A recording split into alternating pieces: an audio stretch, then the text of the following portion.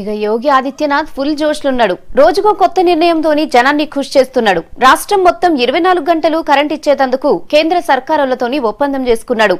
ఇక మహనీయుల జయంతి వర్ధంతుల నాడు బడులకు సెలవులు ఇయ్యొద్దని చెప్పిండు. బడివెట్టి పిల్లగాళ్లకు వాళ్ళ గురించి చెప్పాలన్నాడు.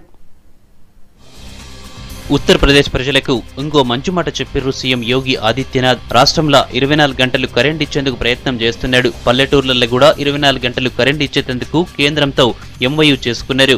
లక్నోలో జరిగిన ప్రోగ్రాంలో కేంద్ర విద్యుత్ శాఖ సహాయ మంత్రి పీయూష్ గోయల్, ముఖ్యమంత్రి ఆదిత్యనాథ్ ఫైళ్ల మీద సంతకాలు పెట్టిండ్రు.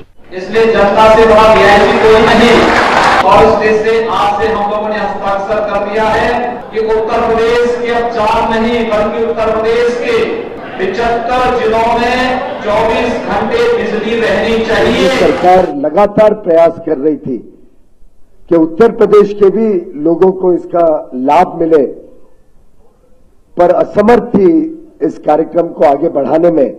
आज माननीय मुख्यमंत्री जी के नेतृत्व में उत्तर प्रदेश सरकार, केंद्र सरकार मिलके इस 24/7 power for all Uttar Pradesh को भी उस योजना के साथ जोड़ के मैं समझता हूं एक बहुत बड़ा मैसेज पूरे उत्तर प्रदेश में जा रहा है कि अब अच्छे दिन आए हैं।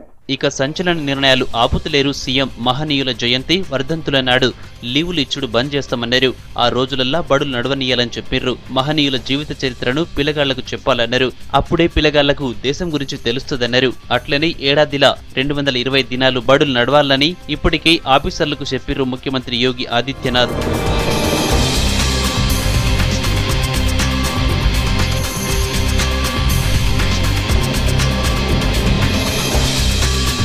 ప్రైవేట్ మెడికల్ కాలేజీలల్లా కులం పేరుతోని రిజర్వేషన్లు బంద్ చేయాలని సీఎం అన్న మాటలల్లా కొత్తదనం ఏం లేదంటున్నారు డాక్టర్లు. అసలు ప్రైవేట్ మెడికల్, డెంటల్ కాలేజీ అడ్మిషన్లల్లా రిజర్వేషన్లు అనేది లేదంటున్నారు. 2006లోనే దీని మీద ఓ నిర్ణయం తీసుకున్నారని చెప్తున్నారు.